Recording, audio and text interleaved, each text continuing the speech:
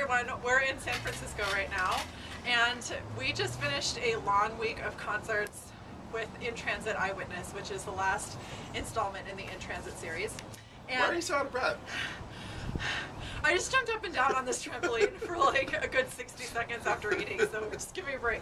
All right, so we just finished this series of concerts, and Adam had quite a lot to do with putting them together as usual. So Adam, tell us about Eyewitness. What's going on? Sure. You know, when we first conceived of In Transit, we were looking for stories that could be told uniquely through social media.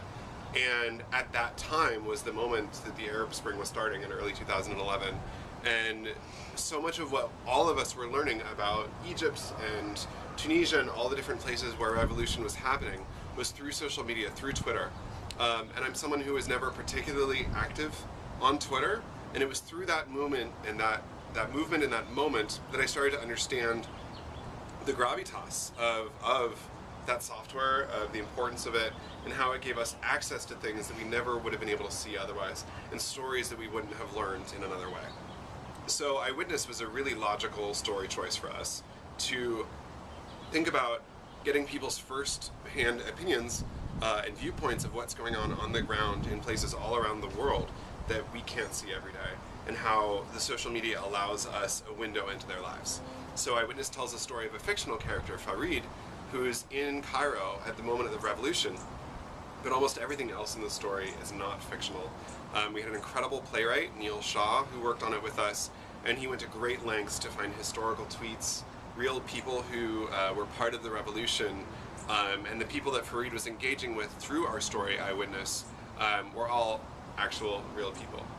So did you actually use their profiles in the show, or how did you get the tweets to show up in real time as if they were talking to Farid? Right. I mean, to do that, what we did was we took their names and the tweets themselves. We altered the names a little bit, but we had to recreate all these materials and create new tweets so that we could film this in real time and have it look like it was happening in the moment. We didn't want dates to be popping up because you would realize it was, you know, historical. We wanted it to feel immediate. So we had to kind of tweak some of the usernames and generate all this material anew. So there's probably lots of repeat tweets out there on Twitter thanks to us. Mm-hmm. And so how did the process of putting together the visuals go, like creating the slideshows that go along with the show? How does that work? Yeah, it's always tricky, but we have this great software that we found last summer called ScreenFlow that we've spent the better part of a year learning how to use well. And now we know really well, just in time to move on for something completely different.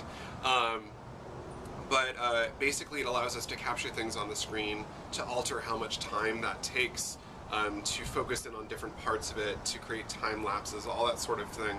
So you always feel like you're looking at someone's computer screen, even if you're looking at one particular part of it, zooming in one particular area, so that the text is readable, the story is clear, but you still have that feeling of learning a story through a screen.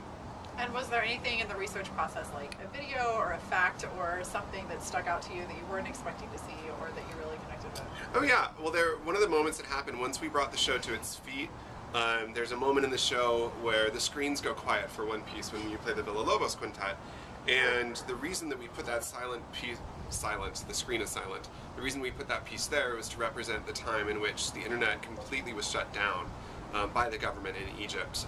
And in a transition to that moment, we found that we needed some video to bring us from one moment to the next. I found this news report from BBC that had a visual that was really, really stunning to me, and it was talking about the internet traffic, and it was mapping the couple of days leading up to this. It was in late January of 2011, and you would see the steady increase of internet usage, and then this sharp plummet down to nothing.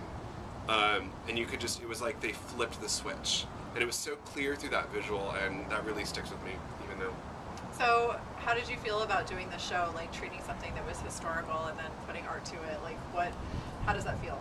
It feels great. It, you know, it's neat to do something where it has, you know, we talk a lot about music has social impact, or that it has social resonance, and it was neat to have such a tangible moment where we could see this direct correlation to an event that is in recent history, that affects people we know, that affects our government today. And like we keep talking, you know, looking at the news reports, even on the mornings that we're doing concerts, the revolution continues. It's not a closed and shut thing. You know, we've dealt with a lot of fairy tales, we've dealt with fictional stories and to deal with something that's so real and so immediate was, I think, really powerful for all of us and for our audience too. Yeah, I have to say it was one of the most powerful stories that we've told yet through any of our series, simply because it really did happen, and a lot of the material that was out there while we were responsible for researching and putting it together happened. You know, it's real stuff. So that made it really powerful, and I know our audience had a lot of the same reaction too, which was really interesting to see and really gratifying for us after all that hard work. So Adam, tell us why we are sitting on this trampoline right now. Where are we? We are in San Francisco, less than 48 hours after performing in transit at the Chicago Cultural Center. We are here with our old friend Lindsay Marks, who was the Weaver in The Weaver's Tales, at TheGlint, which, aside from an awesome Strangers with Candy reference, is also this incredible multi-art space philosophy jumble in San Francisco. It's about a 7,000 square foot house that we're looking at, which is pretty cool, and they've got a view behind us that you can't really see, but maybe we'll get a little footage for the B-reel. And we're performing with some painters and Lindsay, and things are going to happen. We're not entirely sure everything that's going to happen, but it's going to be exciting. So what are you playing? I'm playing Lipstick by Jacob TV. And I'm playing The Body of Your Dreams by Jacob TV, and I'm giving the American premiere of Serie Rosé, which is a great piece for piano and tape by Pierre Jodlowski, who is a wonderful French/Polish composer. So we're really looking forward to that, and Melissa had a great time in the Hello Kitty store. Amazing. Amazing. And now we're on a trampoline, so bye!